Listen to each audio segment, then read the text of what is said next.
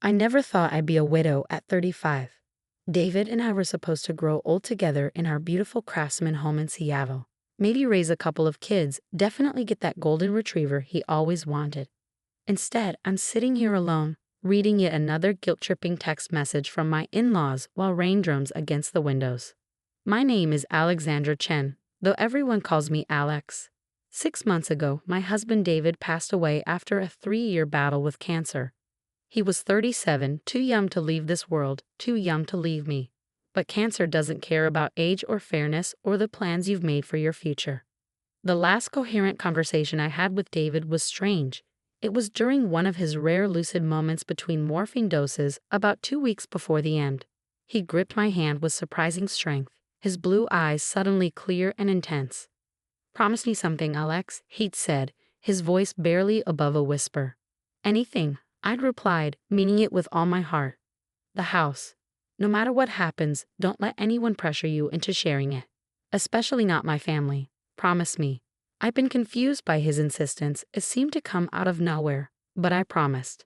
Now, staring at the latest message from his parents, I wonder if he knew something I didn't. "Alex, please reconsider. We're family. David would want you to help us. The bank is foreclosing on our house, and we have nowhere else to go. Don't be so selfish." The message was from Margaret, my mother-in-law, sent at 3 a.m. It was the latest in a barrage of emotional appeals that had started 2 weeks ago when they announced they'd lost everything in a failed business venture. I'd met David's parents 12 years ago when he first brought me home to meet them. Robert and Margaret Williams had seemed like the perfect upper-middle-class couple back then. Robert ran a successful real estate development company. Margaret was involved in various charity organizations, and they lived in a beautiful home in one of Seattle's most prestigious neighborhoods. But there had always been something off about them, something I couldn't quite put my finger on. David rarely talked about his childhood, and when he did, it was always in careful, measured terms. He'd moved out at 18 and put himself through college with scholarships and student loans, despite his parents' apparent wealth. "They're not bad people," he'd say whenever I asked about the distance between him and his family. They have their own way of doing things." Now, as I scroll through the dozens of messages they've sent over the past 2 weeks, I'm starting to understand what he meant. "We raised him, fed him, clothed him. The least you could do is help us in our time of need. That house is too big for one person anyway. We could all live there comfortably. It would be like having a family again. If David were alive, he would be ashamed of your behavior." That last one had hurt the most. They had no idea how many nights I'd spent crying in our bed, clutching David's old sweater, wondering if I was doing the right thing. The house was big, 4 bedrooms, 3 bathrooms, a finished basement. More space than I needed. But it was our home, the one we bought together 5 years ago, the one we'd renovated room by room, making it exactly what we wanted. I remember the day we closed on the house. David had been so excited, spinning me around in the empty living room, our laughter echoing off the bare walls. "This is it, Alex," he'd said, his eyes bright with joy. Our forever home. Forever had turned out to be much shorter than we'd planned. The cancer diagnosis came just 2 years after we moved in. Stage 4 pancreatic cancer, already spread to his liver. The doctors gave him 6 months. David, being David, fought for 3 years instead. We turned the downstairs guest room into a makeshift hospital room near the end. That's where he spent his final days, looking out at the garden he'd helped me plant, watching the birds at the feeder he'd insisted on installing even when he was too weak to fill it himself. Now his parents wanted to move into that room. The thought made my stomach turn. A knock at the door startled me from my thoughts. Through the frosted glass panels, I could make out 2 figures on my porch. My heart sank as I recognized their silhouettes. "Alex, we know you're home. Your car's in the driveway." Robert's voice, usually so controlled and professional, had an edge to it I'd never heard before. I considered pretending I wasn't home, but they'd just keep coming back. Taking a deep breath, I opened the door. They looked different from the last time I'd seen them at David's funeral. Robert's expensive suit had been replaced by khakis and a worn polo shirt. Margaret's designer clothes were gone, replaced by a simple blouse and slacks. They looked older, tired, desperate.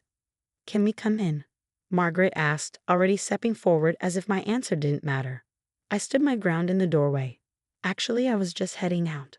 "This won't take long," Robert said, putting his hand on my shoulder and applying gentle pressure, the kind of pressure that seemed polite but left no room for refusal. "We just want to talk." Against my better judgment, I let them in. They made their way to the living room, our living room, where David and I had spent countless evenings watching movies, planning our future, living our life together. "The house looks different," Margaret commented, running her finger along the mantel where I'd recently placed new family photos. "You've changed things." "I needed a fresh start," I said, remaining standing while they made themselves comfortable on the couch. "Why are you here?" "You've been ignoring our messages," Robert said, his tone carefully reasonable. "We thought it would be better to discuss this in person." "There's nothing to discuss," I replied, crossing my arms. "I'm not letting you move in." "Alex, be reasonable." Margaret leaned forward, her eyes glistening with tears that I wasn't sure were genuine. "We've lost everything. The business, our house, our savings. We're about to be homeless, and you're sitting here in this big house all alone."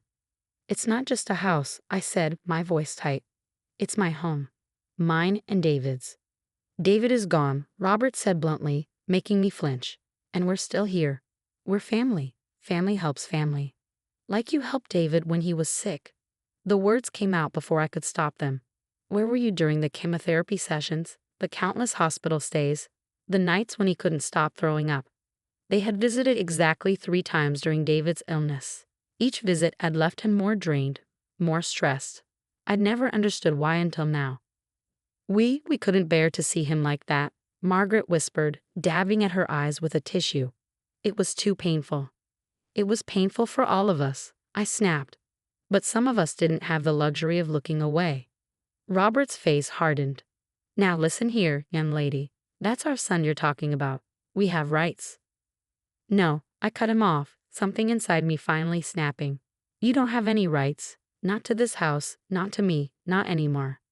David left everything to me, and he made me promise." I stopped myself, but it was too late. Margaret's eyes narrowed.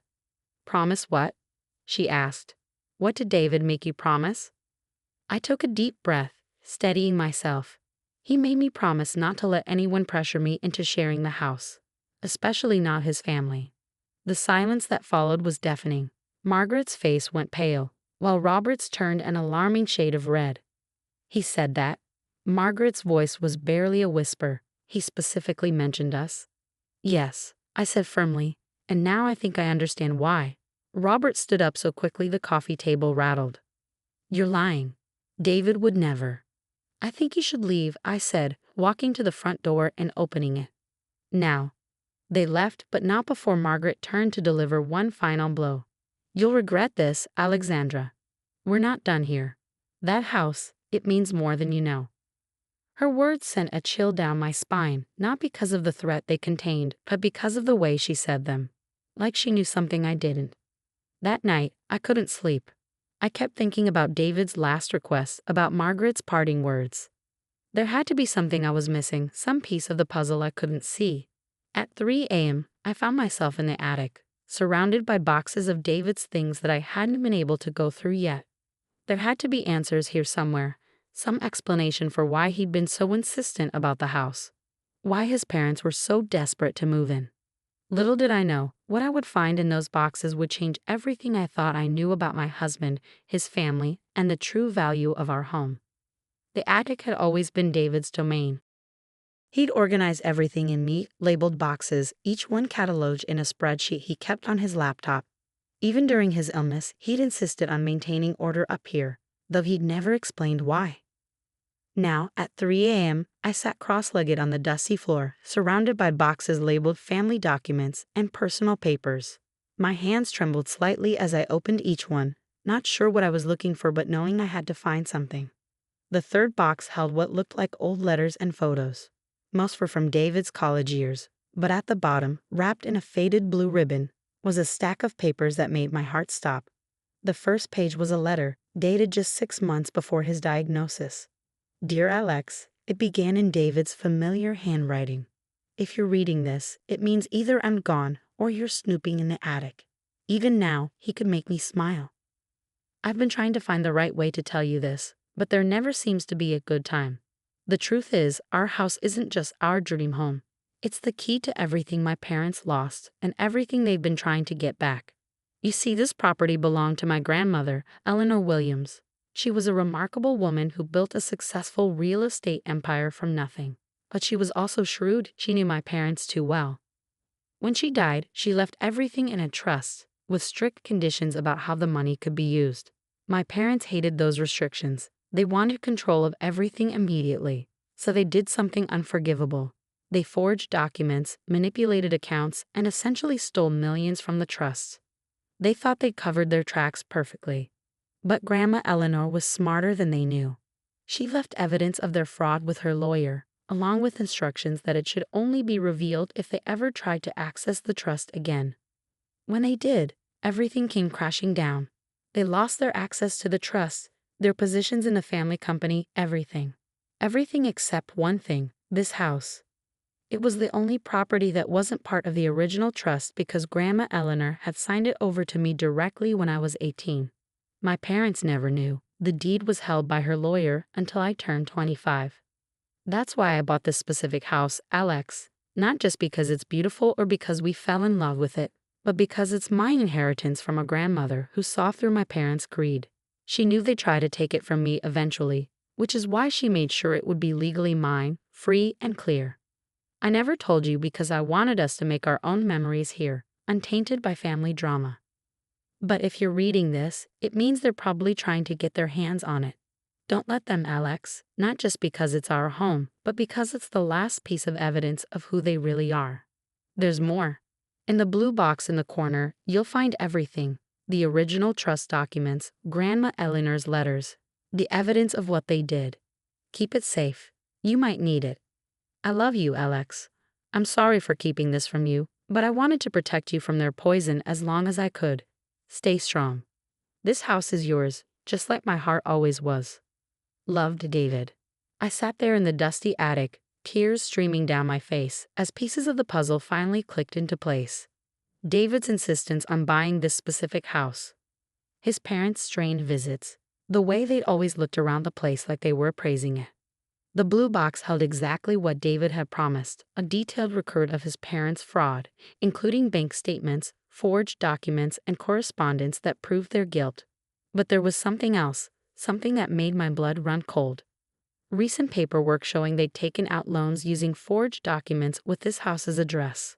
They weren't just trying to move in, they were trying to gain control of the property before their fraud was discovered. Again, my phone buzzed with a text. Margaret. We're filing a legal claim tomorrow. The house should have been part of the family trust. You stole it from us, just like David did. I looked at my watch, 4:30 am, barely enough to make a very important phone call. I dialed the number listed on Eleanor Williams' old legal documents, praying it was still valid. To my surprise, a woman answered on the second ring. Martha Jenkins speaking. I'm sorry for calling so early, I stammered. My name is Alexandra Chen. I'm David Williams' widow, and I just found some documents from Eleanor Williams. Alexandra, she cut me off, suddenly alert. I've been waiting for your call. Eleanor told me you might need help someday. Tell me, have Robert and Margaret started moving against you yet? The next few weeks passed in a blur of legal meetings and revelations. Martha Jenkins, it turned out, had been Eleanor Williams' lawyer for 40 years and was now semi-retired but had kept the Williams case file active, waiting for exactly this situation. The evidence was overwhelming. Not only had Robert and Margaret Williams committed fraud years ago, but they'd recently taken out multiple loans using forged documents connected to my address. They'd been planning to move in, establish residency, and somehow gain control of the property before their new fraud was discovered. When confronted with the evidence by Martha's legal team, they crumbled. The careful facade of grieving parents looking for help fell away, revealing the desperate schemers beneath. You don't understand, Margaret had screamed during the final meeting. That house was supposed to be ours. Eleanor promised it to us. No, Martha said calmly, sliding forward a copy of Eleanor's will. She promised it to David because she saw in him what she never saw in you, integrity. The resolution was swift and complete. Robert and Margaret were forced to sign a legal agreement relinquishing any claim to the house or my assets. The evidence of their new fraud was turned over to their loan providers, leading to criminal charges they're still fighting today. But the most surprising revelation came 3 days after everything was settled. Another letter arrived, this one from Eleanor Williams' lawyer, dated just before her death 15 years ago. Dear Alexandra, it began. I know we'll never meet, but David has told me so much about you in his letters. He loves you deeply, and I can see why. By the time you read this, you'll have proven yourself stronger than Robert and Margaret ever were. The house is yours, my dear, not just legally but morally. You fought for it, just like I knew you would. There's one last thing. In the garden beneath the rose arbor David helped you build, you'll find a sealed container. Inside is my final gift to you both, something to help you make the home you deserve. Take care of my grandson's heart, he chose well. With love, Eleanor Williams. The container held stock certificates and banking information for accounts I'd known nothing about. Eleanor had left a separate inheritance, hidden away where Robert and Margaret could never find it, meant specifically for David's future family. Today, 6 months after finding David's letter in the attic, I'm sitting in our garden, watching the roses bloom on the arbor he built. The house feels different now, not just a monument to what I lost, but a testament to love that spans generations. I've turned the extra bedrooms into a home office and a library, filling the shelves with books David loved and ones I think he would have enjoyed. The room where he spent his final days is now a sunlit art studio where I spend weekends painting, something I'd always wanted to try but never had time for before. Martha Jenkins has become a close friend, sharing stories about Eleanor Williams and the empire she built. You remind me of her, she told me recently. Same quiet strength, same core of steel when it matters. Last week, I received a final text from Margaret, sent from her sister's house where she and Robert are living while awaiting trial. We're sorry for everything. David deserved better parents and you deserve better in-laws. I didn't respond. Some apologies come too late, and some wounds are better left to heal on their own. Instead, I walked through my house, my home, touching the walls David and I painted together, straightening the pictures we hung, watering the plants we chose. In every room, there are memories of our love, but also promises of my future. Eleanor Williams knew something that took me too long to learn. A house is more than wood and stone and mortar. It's a sanctuary, a repository of dreams, a fortress against those who would take what isn't theirs to take. Yesterday, I finally got that golden retriever David always wanted. She's sleeping at my feet as I write this, her puppy snores mixing with the sound of wind in the roses. I named her Eleanor, and somehow, I think both David and his grandmother would approve. In the end, this isn't just a story about keeping a house. It's about honor and love, and the kind of inheritance that can't be measured in square footage or dollar signs. David left me more than a building. He left me his strength, his integrity, and a family legacy worth protecting. And somewhere, I hope both he and Eleanor are smiling, knowing their home is exactly where it belongs.